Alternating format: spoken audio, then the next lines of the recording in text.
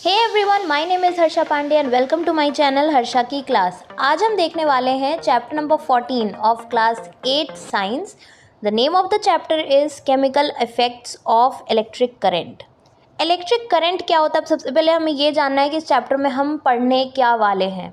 तो जैसे कि हेडिंग है इस चैप्टर की, it says chemical effects of electric current. तो इलेक्ट्रिक करंट से होने वाले chemical effects means electric current से होने वाले रासायनिक प्रभाव, क्या क्या केमिकल रिएक्शंस होती हैं इलेक्ट्रिक करंट जब किसी चीज़ के थ्रू पास होता है, तो क्या क्या केमिकल इफ़ेक्ट्स होते हैं, वो सारी चीज़ें हम इस चैप्टर में डिस्कस करेंगे।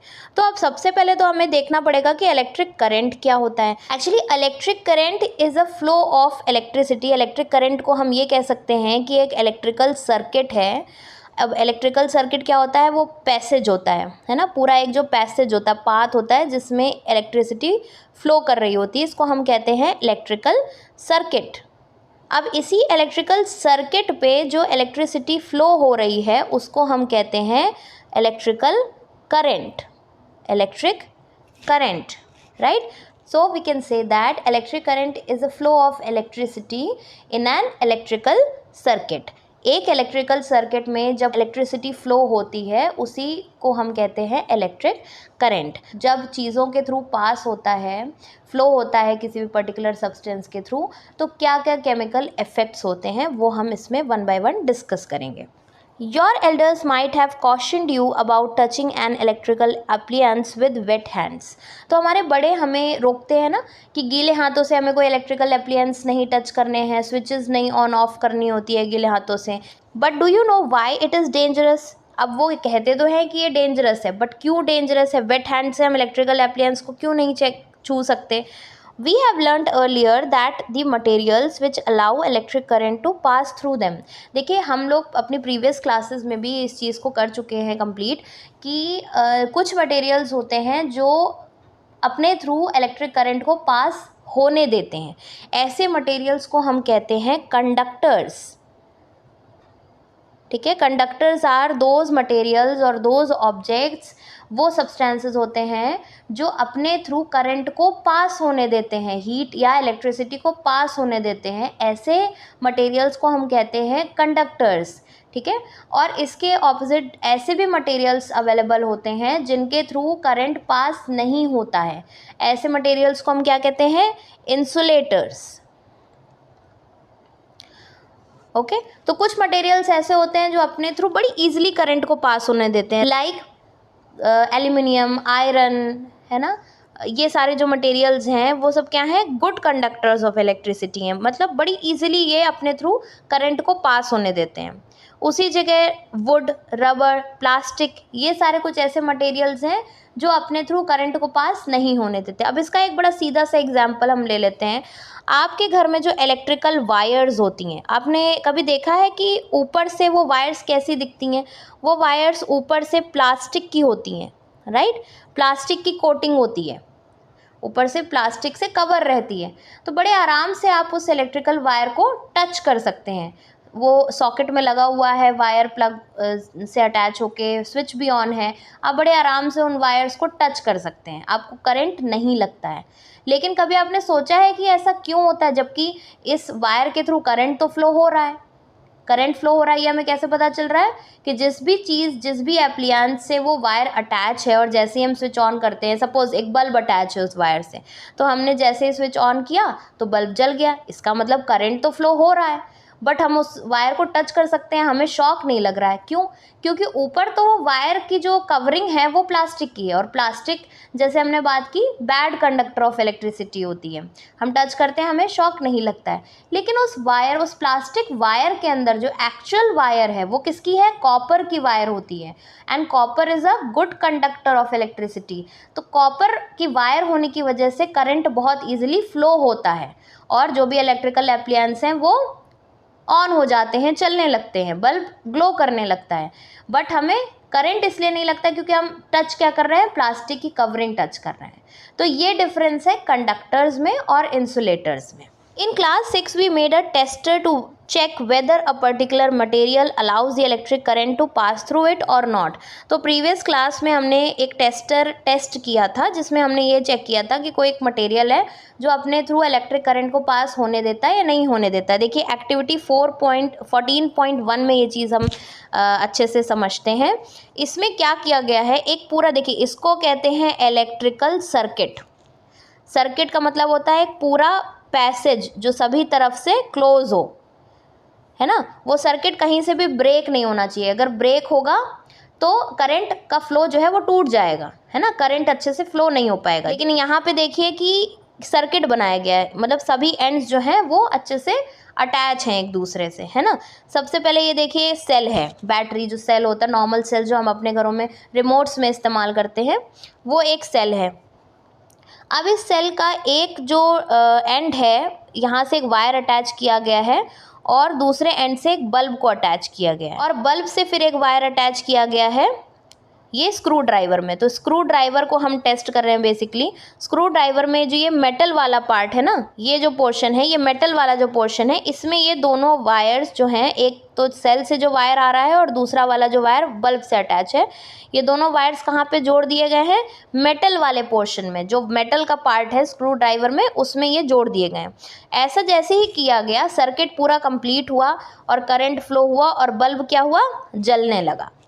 लेकिन उसी जगह जब हमने सेम एक्टिविटी परफॉर्म की, हमने सेल लिया, सेल को हमने वायर से अटैच किया, वायर का एक जो हिस्सा है वो हमने स्क्रू ड्राइवर के प्लास्टिक वाले पार्ट में अटैच किया और फिर जो दूसरा वाला हिस्सा है उसको बल्ब में अटैच किया और बल्ब से वायर ले आके हमने कहाँ पे अटैच किया, फिर से अगेन प्लास्टिक वाले हिस्से पे।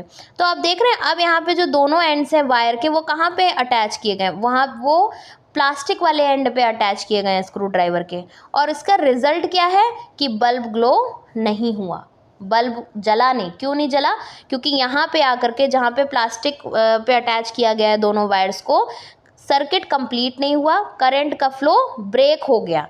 और जैसे ही करंट का फ्लो ब्रेक हुआ, मतलब यहाँ से तो करंट शुरू हुआ, ठीक है, लेकिन अब यहाँ पे आके रुक गया, यहाँ पे करंट आगे बढ़ नहीं पाया कि बल्ब तक पहुँचे और बल्ब जल जाए, तो यहाँ पे करंट का फ्लो ब्रेक हो गया। इससे हमें ये पता चला कि मेटल्स तो गुड कंडक्टर्स ऑफ इलेक्ट्रिसिटी हैं, बट जो प्लास्टिक या रबड़ या वुड इस टाइप के जो भी मटेरियल्स होते हैं वो बैड कंडक्टर्स ऑफ इलेक्ट्रिसिटी होते हैं।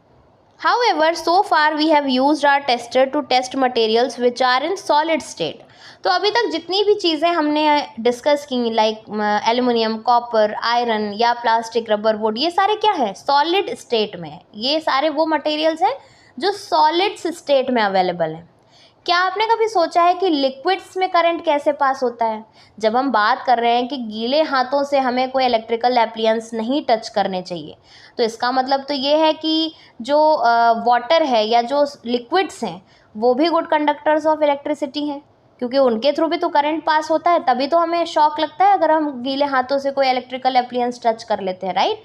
तो हमें ये पता कर चलेगा इस चैप्टर में, जैसे जैसे हम इसको आगे पढ़ेंगे, कि बहुत सारी लिक्विड्स होती हैं, तो किस किस लिक्विड के थ्रू इलेक्ट्रिक करंट पास होता है और कौन सी लिक्विड्स ऐसी अवेलेबल हैं जिनके थ्रू इलेक्ट्रिकल करंट पास नहीं होता है, और अगर नहीं होता है तो क्यों नहीं होता है। तो ये सारी चीज़ें हम इस चैप्टर में आगे देखेंगे।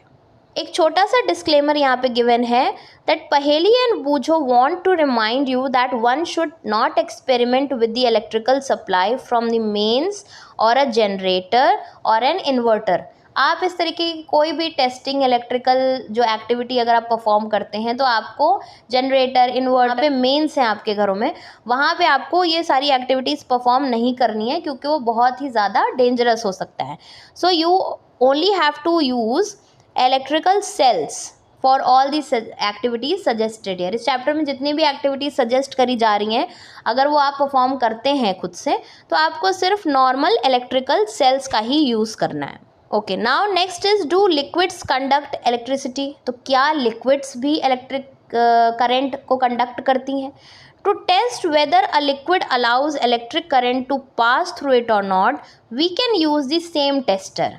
अगर हमें चेक करना है कि कोई एक लिक्विड है वो इलेक्ट्रिक करंट पास कर रही है या नहीं कर रही है, तो उसके लिए हमें सेम टेस्टर का इस्तेमाल करना है। टेस्टर जो अभी हमने इस एक्टिविटी में देखा था 14.1 में, एक हमने टेस्टर अपनी तरफ से एक टेस्टर बनाया था ना। टेस्टर मतलब ऐसा एक पूरा हमने एक सर्किट बनाया था जिससे हम चेक कर सकते हैं कि करंट पास हो रहा है या नहीं हो रहा है। तो बस यहाँ पे क्या करना है, अब हमें लिक्विड्स के केस में चेक करना है। तो जहाँ पे हमने ये स्क्रू ड्राइवर अटैच किया है, बस स्क्रू ड्राइवर की जगह वो लिक्विड प्लेस कर देनी है जिसको हम टेस्ट करना चाहते हैं। बाकी सारी चीज़ें सेम रहेंगी, सेल भी रहेगा, बल्ब भी रहेगा और वायर्स भी रहेंगी। सिर्फ एक स्क्रू ड्राइवर की जगह वो लिक्विड आ जाएगी जिसको हम चेक करना चाहते हैं।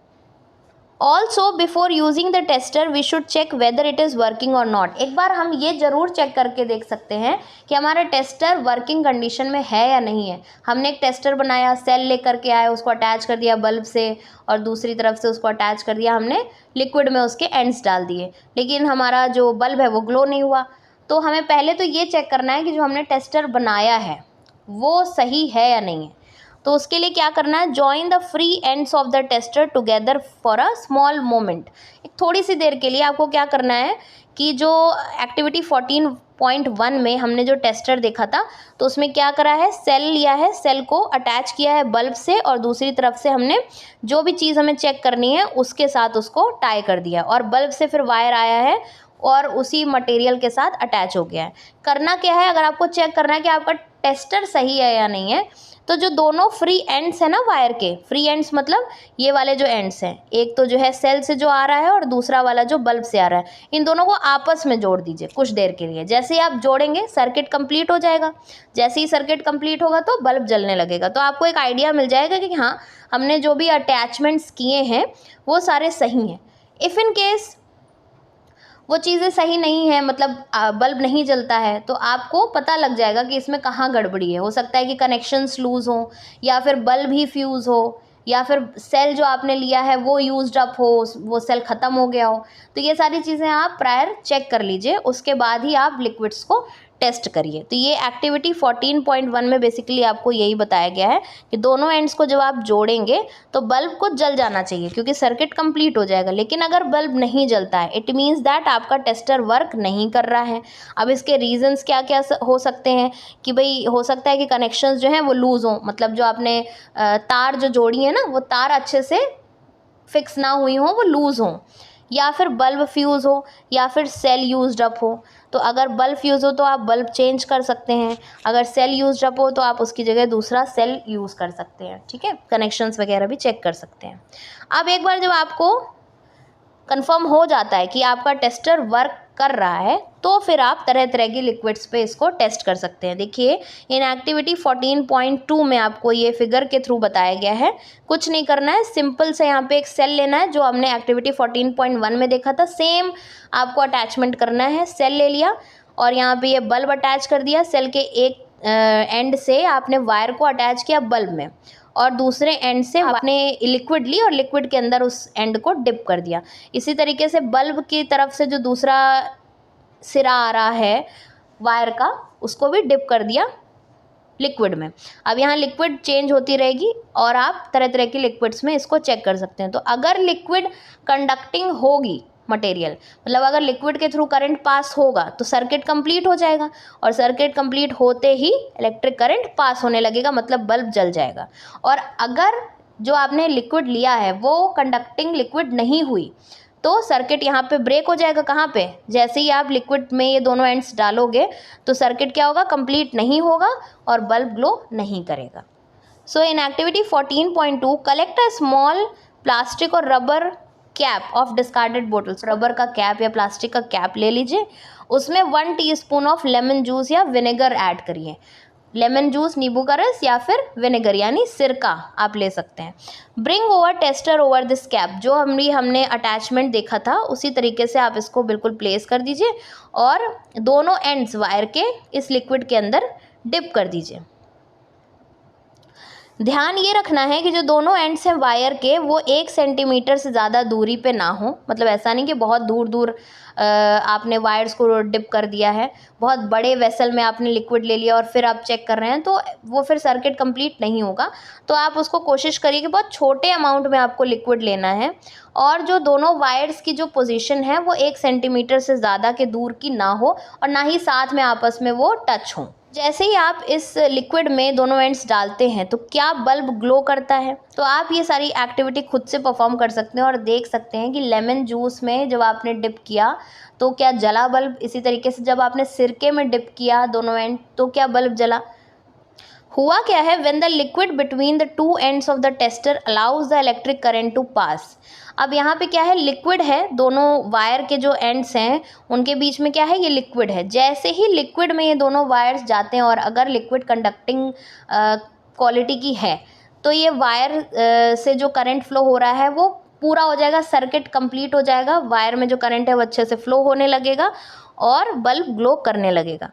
The current flows in the circuit and the bulb glows. When the liquid does not allow the electric current to pass, जब ये liquid current को flow ही नहीं होने देगी तो क्या होगा, सर्किट कंप्लीट नहीं होगा। The circuit of the tester is not complete and the bulb does not glow. In some situations even though the liquid is conducting, अच्छा कभी कभी ऐसा भी हो सकता है कि लिक्विड तो हो कंडक्टिंग क्वालिटी की, ठीक है, लिक्विड करंट को कंडक्ट कर रही हो बट बल्ब तब भी जलता नहीं है। उसका रीज़न ये है कि कई बार जो करंट है वो बहुत वीक होता है, मतलब करंट जो फ्लो होता है ना सर्किट में वो इतना वीक होता है कि बल्ब जल ही नहीं पाता है। एक्चुअली बल्ब को ग्लो करने के लिए एक अच्छी अमाउंट ऑफ हीट वहाँ तक पहुँचना ज़रूरी है। बल्ब किस तरीके से ग्लो करता है, due to the heating effect of current. जब करंट फ्लो होता है ना और बल्ब का जो फिलामेंट होता है, बल्ब के अंदर जो कॉइल तरीके की, जैसे ये बल्ब है और बल्ब के अंदर जो इस तरीके से कॉइल एक बना होता है ना, इसको कहते हैं फिलामेंट। जब ये फिलामेंट गर्म हो जाता है तो उसी की वजह से ये जलने लगता है, बहुत हाई टेम्परेचर पे ये गर्म होता है और बल्ब जो है जलने लगता है। मीन्स ये फिलामेंट गर्म होके ग्लो करने लगता है और हम ये कहते हैं कि भाई बल्ब जल गया। तो बल्ब को जलने के लिए एक अच्छा खासा करंट का बल्ब तक पहुंचना ज़रूरी होता है। तो कई बार कुछ ऐसे लिक्विड्स भी होते हैं जिनके थ्रू करंट पास तो हो रहा है बट वो इतना वीक है, इतना कम करंट पास हो रहा है कि बल्ब का फिलामेंट गर्म ही नहीं हो पा रहा, और जब गर्म नहीं हो रहा है तो वो जल नहीं रहा है। तो अब इस कंडीशन में हम ये तो नहीं कह सकते कि लिक्विड कंडक्टिंग नहीं है, लिक्विड के थ्रू करंट पास नहीं हो रहा। भाई करंट तो पास हो रहा है बट वो बल्ब नहीं जल रहा है। तो अब उस केस में हम कैसे चेक करेंगे, इस कंडीशन में हम एक दूसरा टेस्टर बनाएंगे which can detect a weak current. तो वीक करंट को डिटेक्ट करने के लिए हमें थोड़ा सा मॉडिफिकेशन करना पड़ेगा अपने इस टेस्टर में, कुछ चीज़ें चेंज करनी पड़ेंगी और उसके बाद भी हम पता लगा पाएंगे कि करंट फ्लो हो रहा है या नहीं हो रहा है। We can use another effect of an electric current to make another kind of tester. तो हम दूसरे तरीके का एक टेस्टर बनाएंगे, वहाँ पे क्या हम चीज़ चेक करेंगे, मैग्नेटिक इफेक्ट को देखेंगे। Do you recall that electric current produces a magnetic effect. देखिए इलेक्ट्रिक करंट क्या करता है ना, मैग्नेटिक इफेक्ट भी प्रोड्यूस करता है।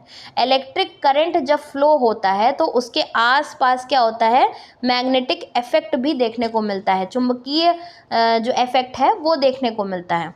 उसकी वजह से क्या होता है, अगर कंपास आएगा उस फील्ड के अंदर, मैग्नेटिक फील्ड जो क्रिएट करता है इलेक्ट्रिक करंट, मैग्नेटिक फील्ड, ठीक है, जब क्रिएट होता है तो उसके पास जब कंपास आता है, उस फील्ड के अंदर जब कंपास आता है, कंपास क्या होता है, निडल होती है ना, कंपास होता है जिसमें हम डायरेक्शंस देख पाते हैं, उसको हम कहते हैं कंपास। तो जब कंपास आता है इस फील्ड के अंदर तो निडल क्या करती है, डिफ्लेक्ट होती है, मतलब कभी इधर जाती कभी उधर जाती है, डिफ्लेक्ट होती है ना, निडल बिल्कुल एक जगह नहीं रहती है, वो हिलती डुलती है। तो उससे हमें पता चलता है कि आसपास यहाँ क्या है, इलेक्ट्रिक करंट है, तभी तो मैग्नेटिक इफेक्ट क्रिएट हो रहा है, राइट। तो हम क्या करते हैं, बल्ब को रिप्लेस कर देते हैं किससे, निडल से। देखिए इस एक्टिविटी में आपको यहाँ पे दिख रहा होगा कि सेल है, ठीक है, और सेल को किससे अटैच किया गया है, एक एंड ऑफ सेल को, यहाँ पे हम बल्ब लेते थे ना, तो अब बल्ब को ना लेकर के हम इस जगह कंपास ले रहे हैं। और कंपास का क्या काम होता है, हल्का सा भी अगर करंट फ्लो हो रहा है तो वो मैग्नेटिक इफेक्ट क्रिएट होता है और मैग्नेटिक इफेक्ट में आते ही कंपास की निडल डिफ्लेक्ट होना शुरू हो जाती है। तो हम ये कह सकते हैं कि इलेक्ट्रिक करंट पास हो रहा है। यही चीज़ यहाँ पे मेंशन है। What happens to a compass needle kept nearby when current flows in a wire. तो जब वायर में करंट फ्लो होता है तो कंपास की निडल में क्या होता है, even if the current is small, बहुत छोटे अमाउंट में भी अगर करंट फ्लो हो रहा है, the deflection of the magnetic needle can be seen. Deflection मतलब जो कंपास की जो निडल है वो कभी इधर हिलती है कभी उधर हिलती है, मतलब डिफ्लेक्ट करती है, वो बहुत ईजिली दिख जाता है। Can we make a tester using a magnetic effects of the current. तो हम क्या करेंगे, अब हम टेस्टर में मैग्नेटिक इफेक्ट वाली चीज़ चेक करने के लिए हम कंपास निडल का इस्तेमाल करेंगे इंस्टेड ऑफ बल्ब। एक और तरीका हम देख सकते हैं जिसके थ्रू हम वीक करंट्स को डिटेक्ट कर सकते हैं, क्या कि जो हम बल्ब इस्तेमाल करते हैं ना, फिलामेंट वाला बल्ब जिसको एक अच्छा खासा अमाउंट ऑफ करंट चाहिए जलने के लिए, उसकी जगह हम एलईडी बल्ब्स भी इस्तेमाल कर सकते हैं। एलईडी बल्ब्स बहुत वीक करंट के फ्लो में भी जल जाता है ना। एलईडी बल्ब में 2 लीड्स होते हैं, मीन्स 2 वायर होते हैं। देखिए, एक जो वायर होता है वो थोड़ा सा लंबा होता है और दूसरा वाला थोड़ा शॉर्ट होता है। तो आपको बस ध्यान ये रखना है कि जब आप एलईडी बल्ब का इस्तेमाल करें तो जो लॉन्ग वाला वायर है, इसका जो लीड है जो लॉन्ग वाला है, उसको हम हमेशा पॉजिटिव टर्मिनल से अटैच करेंगे। The longer lead is always connected to the positive terminal of the cell. जो बैटरी हम ले रहे हैं उसके पॉजिटिव टर्मिनल से हम लंबे वाले इसके वायर को अटैच करेंगे, और जो नेगेटिव टर्मिनल है बैटरी का उससे हम शॉर्टर वाले वायर को अटैच करेंगे। मतलब अगर ये इस तरीके से आप नहीं करेंगे तो एलईडी बल्ब नहीं जलेगा। तो ये चीज़ का थोड़ा ध्यान रखना है। So in activity 14.3, take a tray from inside a discarded match box। माचिस की डिब्बी होती है ना, उसके अंदर का जो हिस्सा होता है, जो अंदर वाली ट्रे होती है माचिस की डिब्बी की खाली, वो आपको ले लेनी है। ये जैसे माचिस की डिब्बी ली और उसको तार से लपेट दिया। Place a small compass needle inside it. उसके अंदर एक छोटा सा कंपास का निडल आपको रख देना है। Now connect one free end of the wire to the terminal of the battery. अभी जो वायर है जिससे हमने लपेटा है माचिस की डिब्बी को, उसका एक एंड आपको सेल से अटैच कर देना है। सेल का दूसरा वाला जो हिस्सा है वो आपको लिक्विड के अंदर डिप करना है, और इसी तरीके से इस वायर का जो आपने लपेटा है उसका एक हिस्सा आपको फ्री रखना और उसको भी लिक्विड के अंदर डिप करना है। तो ये हमारा टेस्टर बन गया। इसमें हमने क्या चेंज किया, बल्ब की जगह कंपास निडल ले लिया। अच्छा, अब हमारा टेस्टर सही है या नहीं है इसको चेक करने के लिए हमने अभी जो एक्टिविटी देखी तो उसमें भी क्या करा था, जो दोनों फ्री एंड्स हैं वायर के उसको थोड़ी देर के लिए हमें आपस में टच कराना है। तो जब टच कराएंगे, अगर मैग्नेटिक निडल हिलती है, सॉरी जो कंपास निडल है वो हिलती है, तो उसका मतलब ये है कि हमारा टेस्टर ठीक है। अब हम इससे लिक्विड को चेक कर सकते हैं। The compass needle should show deflection. जब हम दोनों एंड्स को आपस में टच कराते हैं तो कंपास की निडल डिफ्लेक्ट होनी चाहिए। अगर डिफ्लेक्ट हो रही है तो your tester is ready to check the liquid. अब जो सेम एक्टिविटी हमने लेमन जूस और विनेगर के साथ की थी, जिसमें हमने बल्ब लिया था टेस्टर में, अब हम उसको मैग्नेटिक निडल जो कंपास निडल है उसको लेकर के करेंगे। टेस्टर अब जो बनाया है उसमें कंपास निडल है और आपको लेमन जूस के अंदर इसको चेक करना है। लेमन जूस, इसी के साथ साथ और भी बहुत सारे यहाँ पे लिक्विड्स गिवन हैं, जैसे कि टैप वाटर, वेजिटेबल ऑयल है ना, tap water, vegetable oil, milk, Honey, ये सारे लिक्विड्स गिवन है। इन सब में आपको एक एक करके चेक करना है इसी टेस्टर के थ्रू। अगर डिफ्लेक्शन होता है दैट मीन्स ये जो लिक्विड है ये कंडक्ट करती है इलेक्ट्रिसिटी या इलेक्ट्रिक करंट, और अगर डिफ्लेक्शन नहीं हो रहा है कंपास निडल में तो हम कह सकते हैं कि इलेक्ट्रिक करंट पास नहीं हो रहा है इस लिक्विड के थ्रू। तो अब यहाँ पे एक टेबल आपको गिवन है जिसमें different type of liquids given है आपको, है ना, एक एक करके lemon juice, vinegar, tap water, vegetable oil, milk, Honey, इस तरीके के लिक्विड्स हैं। और इनके अलावा भी आप बहुत सारे लिक्विड्स में इस टेस्टर की मदद से आप चेक कर सकते हैं। तो आपको ये बताना है कि ये जो पर्टिकुलर लिक्विड है क्या ये गुड कंडक्टर है या फिर पुअर कंडक्टर है, मींस इनके थ्रू करंट पास हो रहा है या फिर नहीं हो रहा है। अगर पास हो रहा है तो ये गुड कंडक्टर है, अगर नहीं पास हो रहा है तो ये पुअर कंडक्टर है, ये जो लिक्विड है। अच्छा, अगर गुड कंडक्टर है तो जो डिफ्लेक्शन है निडल में, कंपास में जो कंपास निडल है उस वो जो निडल है वो डिफ्लेक्ट करेगी, यानी यस लिख देंगे हम यहाँ पे। और अगर पुअर कंडक्टर होगा लिक्विड तो डिफ्लेक्शन नहीं होगा निडल में, तो हम यहाँ पे नो मेंशन करेंगे। ओके, तो लेमन जूस जब आप चेक करेंगे, देखिए लेमन जूस में क्या होता है, सिट्रिक एसिड होती है। क्या होता है, सिट्रिक एसिड। सिट्रिक एसिड होने की वजह से lemon juice is a good conductor of electricity, means बड़ी ईजिली लेमन जूस के थ्रू करंट फ्लो हो सकता है। तो ये गुड कंडक्टर हुआ। और कंपास की निडल डिफ्लेक्ट होगी या नहीं होगी? यस, होगी। सिमिलरली विनेगर, विनेगर में कौन सी एसिड प्रेजेंट होती है? विनेगर में एसिटिक एसिड प्रेजेंट होती है, अगेन एसिड प्रेजेंट होती है। तो एसिड होने की वजह से vinegar is also a good conductor of electricity, बड़ी इजीली करंट फ्लो होता है विनेगर के थ्रू। तो कंपास निडल में डिफ्लेक्शन होगा या नहीं होगा? बिल्कुल होगा। तो हम यहाँ पे मेंशन करेंगे यस। अब बात करते हैं टैप वाटर की।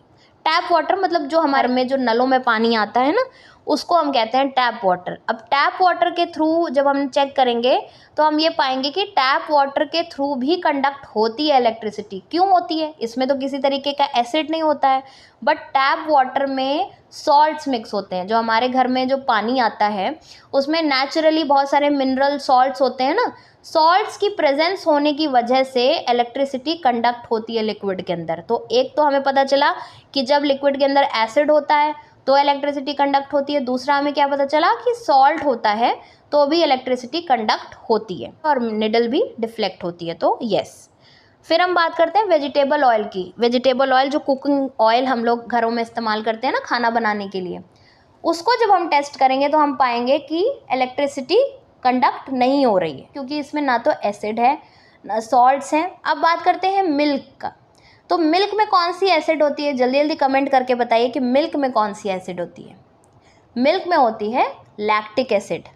और लैक्टिक एसिड की प्रेजेंस की वजह से, एसिड है ना मिल्क में, तो बहुत ईजिली मिल्क के थ्रू भी इलेक्ट्रिसिटी कंडक्ट होती है। और कंपास की निडल डिफ्लेक्ट होगी या नहीं होगी? यस, होगी। अब बात करते हैं हनी की। जब आप हनी पे चेक करोगे ना, हनी में एक तरीके की शुगर होती है। हनी में ना तो सॉल्ट है ना एसिड है, हनी में है शुगर। और शुगर होने की वजह से मीन्स यहाँ इसमें एसिड नहीं है, सॉल्ट नहीं है, तो इलेक्ट्रिसिटी कंडक्ट नहीं होगी हनी के थ्रू। तो Honey is a poor conductor of electricity. और क्योंकि ये पुअर कंडक्टर है तो कंपास की निडल भी डिफ्लेक्ट नहीं होगी। अब पहेली के माइंड में एक डाउट है, एक क्वेश्चन है basically, when the free ends of the tester do not touch each other. जब फ्री एंड्स है ना टेस्टर के, जो वायर्स के दोनों फ्री एंड्स हैं जिनको हम समय समय पर लिक्विड में डिप कर रहे थे चेक करने के लिए, जब हम डिप नहीं करते हैं, वो दोनों एंड्स फ्री होते हैं, आपस में टच भी नहीं कर रहे हैं, तो उनके बीच में क्या होती है? एयर होती है, एयर गैप होता है। और जब एयर है बीच में फिर भी सर्किट कंप्लीट नहीं हो रहा है, करंट फ्लो नहीं हो रहा है, इसका मतलब हमें क्या समझ में आता है कि air is a bad conductor या पुअर कंडक्टर ऑफ इलेक्ट्रिसिटी, है ना। एयर तो है ही दोनों एंड्स के बीच में, दोनों वायर के एंड्स में, बट फिर भी सर्किट कंप्लीट नहीं हो रहा, करंट फ्लो नहीं हो रहा है, तो इसका मतलब एयर तो कंडक्ट नहीं करती electricity. But she has also read that during lightning, जब बिजली चमकती है, an electric current pass through the air. जब लाइटनिंग होती है, जब बिजली चमकती है, तो इलेक्ट्रिक करंट पास होता है ना। उस समय इलेक्ट्रिक करंट भी तो बहुत तेज़ी से ट्रैवल करता है जब बिजली चमकती है आसमान में। She wonders if air is indeed a poor conductor. तो अगर एयर पुअर कंडक्टर है इलेक्ट्रिसिटी का, तो क्या कारण है फिर उस कंडीशन में जब होती है तो इलेक्ट्रिक करंट क्यों फ्लो होता है? This makes Boojho ask whether the other materials classified as poor conductors. तो इससे बूजो के माइंड में एक बात आती है कि जो भी पुअर कंडक्टर्स हैं, क्या वो हमेशा पुअर कंडक्टर्स हैं इलेक्ट्रिसिटी के? ऐसा भी तो हो सकता है कि वो पुअर कंडक्टर हैं, लेकिन अगर उनको एक सर्टेन कंडीशन दी जाए, उनमें कुछ मिलावट करी जाए, कुछ चीज़ें ऐड करी जाए, तो जो पुअर कंडक्टर्स हैं वो कुछ स्पेसिफिक कंडीशंस में इलेक्ट्रिसिटी पास भी तो कर सकते हैं। Actually under certain conditions most materials can conduct. तो कुछ कंडीशंस के अंदर ज़्यादातर मटेरियल इलेक्ट्रिक करंट कंडक्ट करते हैं। That is why it is preferably to classify materials as good conductors and poor conductors. इसीलिए हम सभी कंडक्टर्स को गुड कंडक्टर्स या फिर पुअर कंडक्टर्स में क्लासीफाई करते हैं, है ना। हम ये नहीं कहते कि भाई ये मटेरियल्स कंडक्टर्स हैं और ये इंसुलेटर्स हैं। कंडक्टर्स मतलब वो मटेरियल्स जो इलेक्ट्रिसिटी को अपने थ्रू पास होने देते हैं, और इंसुलेटर्स वो होते हैं जो इलेक्ट्रिसिटी को बिल्कुल ही अपने थ्रू पास नहीं होने देते हैं। लेकिन हम इस तरीके से क्लासिफाई ना करके हम गुड कंडक्टर या पुअर कंडक्टर कह देते हैं। क्यों? क्योंकि सभी मटेरियल्स अपने थ्रू इलेक्ट्रिसिटी किसी कंडीशन में पास होने देते हैं। हाँ, डिपेंड करता है कि कुछ बहुत गुड होते हैं इस चीज़ के लिए, बड़ी ईजिली कंडक्ट कर देते हैं करंट को, और कुछ जो है थोड़े से वीक होते हैं, तो उनको हम पुअर कंडक्टर्स कह देते हैं। जैसे we have tested the conduction of electricity through tap water, है ना, नल के पानी में हमने चेक कर लिया कि इलेक्ट्रिसिटी कंडक्ट होती है। Let us now test the conduction of electricity through distilled water. Distilled water जो हमें मेडिकल शॉप्स में मिलता है, डिस्टिल्ड वाटर जिसमें किसी भी तरीके का सॉल्ट प्रेजेंट नहीं होता है, उसमें जब हम चेक करते हैं इलेक्ट्रिसिटी कंडक्ट हो रही है नहीं हो रही है, तो हमें पता चलता है कि भाई इलेक्ट्रिसिटी कंडक्ट नहीं हो रही है डिस्टिल्ड वाटर में। क्यों? क्योंकि इसमें बिल्कुल भी सॉल्ट्स नहीं है। अब एक्टिविटी 14.4 में हमें इसमें कुछ कंडीशंस में बदलाव करने हैं। क्या करना है? हमें डिस्टिल्ड वाटर लेना है एक प्लास्टिक या रबर की कैप में, और उसके बाद हमें इसमें डिज़ोल्व करना है a pinch of common salt, जो हम घर में खाने वाला नमक इस्तेमाल करते हैं ना, इसकी 1-2 चुटकी आप इस जो आपने छोटा सा अमाउंट लिया है पानी का ढक्कन में, उसमें आपको क्या करना है, 1-2 चुटकी आपको नमक का डाल देना है। अब उसके बाद चेक करिए, तो जब आप नेक्स्ट टाइम जब आप इसको चेक करेंगे सेकेंड टाइम, तो आप देखेंगे कि अब इलेक्ट्रिसिटी कंडक्ट होने लगी। क्यों? क्योंकि डिस्टिल्ड वाटर जिसमें कि सॉल्ट नहीं था, जिसकी वजह से इलेक्ट्रिकल करंट फ्लो नहीं हो पा रहा था उसके थ्रू, अब सॉल्ट जैसे ही मिला दिया गया, तो वाटर तो वही है डिस्टिल्ड वाटर, बट उसमें जैसे ही हमने सॉल्ट मिलाया तो वो डिस्टिल्ड वाटर रह नहीं गया, अब उसकी प्रॉपर्टीज चेंज हो गई और इलेक्ट्रिक करंट फ्लो होने लगा। The water that we get from sources such as taps, hand pumps, wells, ponds, है ना, ये सारे प्योर नहीं होते हैं इन सोर्सेज के थ्रू जो हमें पानी मिलता है। It may contain several salts dissolved in it, बहुत सारे सॉल्ट्स इनमें मिले होते हैं। Small amounts of mineral salts are also naturally present in it, naturally ही, नेचर के थ्रू ही कुछ कुछ मिनरल सॉल्ट्स भी इन पानी में मिले होते हैं। दिस वाटर इज दस a good conductor of electricity, और यही रीज़न है कि ये जो पानी है ये बहुत गुड कंडक्टर कहा जाता है इलेक्ट्रिसिटी का। On the other hand the distilled water is free of salts and is a poor conductor, जबकि जो डिस्टिल्ड वाटर है जो फ्री है सॉल्ट से, मतलब किसी भी तरीके का सॉल्ट नहीं है उसमें, वो इलेक्ट्रिक कंडक्टर नहीं है, मतलब पुअर कंडक्टर है of electricity. Small amounts of mineral salts present naturally in water are beneficial for human health. ये जो मिनरल सॉल्ट्स होते हैं वाटर के अंदर, ये ह्यूमन हेल्थ के लिए बेनिफिशियल होते हैं, जो नेचर के थ्रू मिले हुए होते हैं ना पानी में, ये हमारे शरीर के लिए बेनिफिशियल होते हैं। However these salts make water a good conductor, मगर इनकी प्रेजेंस की वजह से क्या है, पानी गुड कंडक्टर हो गया इलेक्ट्रिसिटी का।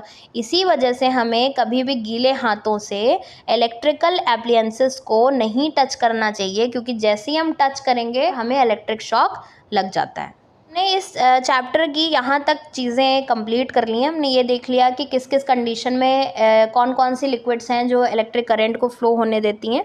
अब आगे का जो कंटेंट है इस चैप्टर का, फ्रॉम एक्टिविटी 14.5, है ना, यहाँ से लेकर के आगे जो भी टॉपिक्स हैं वो सब हम अपने नेक्स्ट क्लास में कवर करेंगे। तो अगर आपको एक्सप्लेनेशन अच्छा लगा हो तो वीडियो को ज़रूर लाइक करिए और शेयर करिए अपने फ्रेंड्स के साथ। मैं मिलूँगी आपसे अपनी नेक्स्ट क्लास में। Till then bye.